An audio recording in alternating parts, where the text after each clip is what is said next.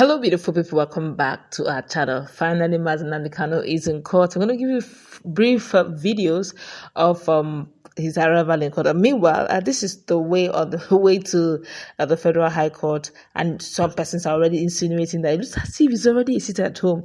If you notice, Abuja seems to be usually actually a very should be a traffic-filled day, but unfortunately, there seems to be very minimal, little or no traffic. Apparently, the DSS have done the very needful, ensuring that there is no traffic of any kind. I guess Nnamdi Kanu keeps bringing such moves around them. But meanwhile, something unique happened some few hours ago. I'm going to give full details on that, and also going to allow you to listen to what Nnamdi Kanu said briefly when he arrived in court. Don't forget that Nnamdi Kanu wrote an open letter to Donald Trump. If you didn't get to hear that letter, please check our playlist. It is written there, both word for word, full details on what went down, and he seemed very excited over the fact that he has written that open letter, and all of this is to ensure that he gets his freedom and put all eyes on this case. Having heard that there's a lot of sinister moves allegedly said by Omoyele Sowore to ensure that he either doesn't have his way in court or find his way, allegedly by Omoyele Sowore, that he now finds himself sentenced to life imprisonment. All of this, of course, is alleged from Omoyele Sowore. But more, let's tell you exactly what transpired some few hours ago. And now, according to what we gathered, they said DSS has actually bowed to pressure, allows Nnamdi Kanu to submit court processes as IPB leader arrives in court, which you're seeing at the background. And the Department of State Services, DSS, has finally succumbed to pressure, allowing the detained IPOB leader Nnamdi Kanu to submit his legal processes ahead of today's crucial court sitting.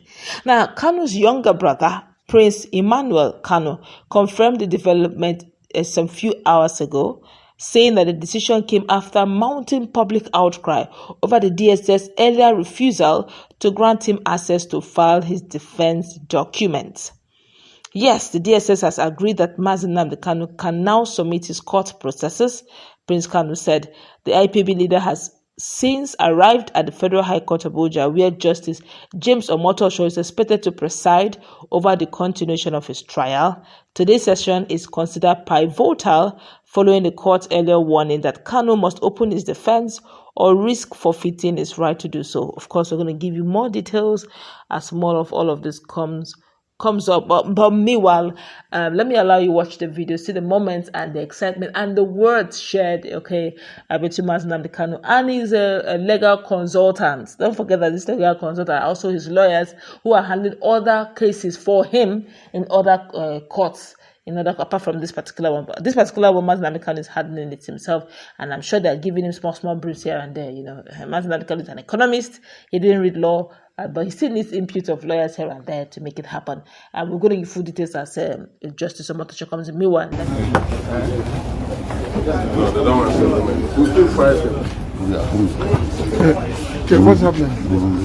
No, I'm going to fire. Okay. Is okay. So the father agreed. No, that's what he's telling us. He's going to file it. Yeah. Sample commissioner for he's coming. That's what he said. Okay.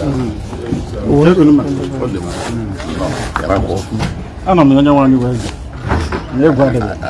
Your man, very wonderful.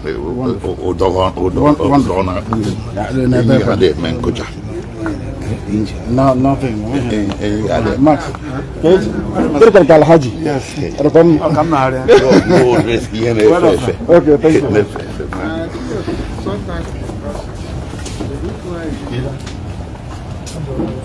Judge.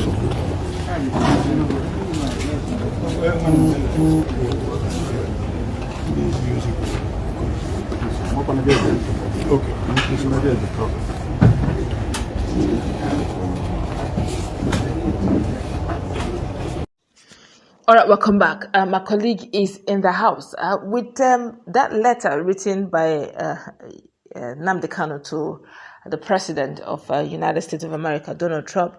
And I do know that if there's one president who also, just like Peter Obi, who's always his ears are actually on social media, it's actually Donald Trump, the president of the United States of America. So I perceive, I'm just assuming that at some point he may have seen or heard that somebody must have brought it to his notice about that letter. Though they may not be saying anything about it, just like what has been happening with the issue of insecurity in Nigeria. Though they were not really saying anything, but the day they said, they showed that they are actually following, word for word, precept for precept, what is going on in Nigeria. So I perceive also that he's excited because right now, whatever it is that's happening in Nigeria, the United States have an idea. What's your take on all of this? Well, I think he's, if you notice the appearance of Nnamdi Kanu, he looks very excited, very excited, joyful, honestly. in high spirit. I've not seen him enter the court this way. Yeah, it's been happened some few months ago, but this time around it's so different, and that's a pointer to the fact that progress has been made thus far. Yes. The write-up that yesterday when the write-up was made public, what I saw in the write-up was quite endearing, not just endearing. It was too detailed to be ignored.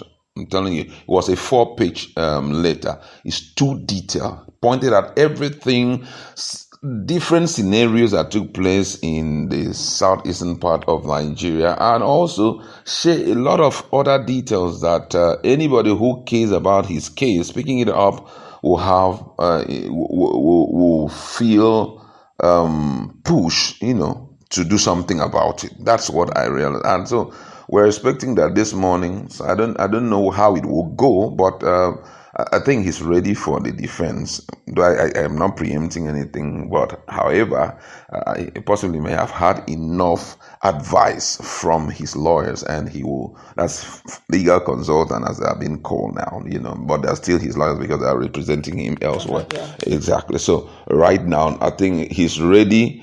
Either for the defense or whatever that will come with it. But his standpoint that there is no case for me was something, whether you like it or not, you can't ignore that truth, because he talked about the fact that the document, the law with which or act, whatever that was used in trying him, which was Terrorism Act 2013, was, kind of repealed.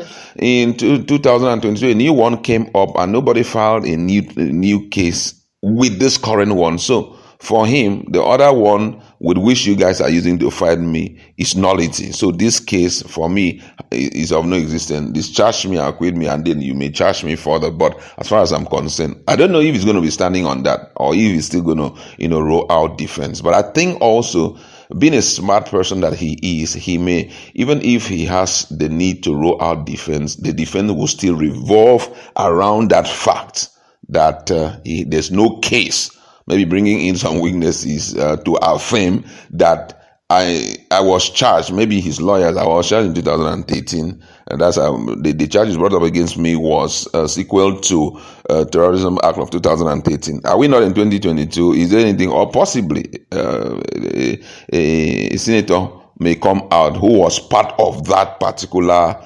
amendment that brought in the 2022 version of the Terrorism Act, can also come in. But however, we are just presuming. We can't tell what will happen there.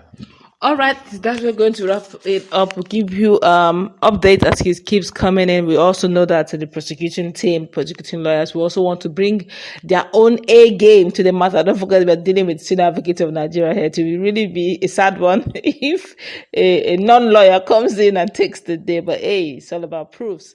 Let's meet in that.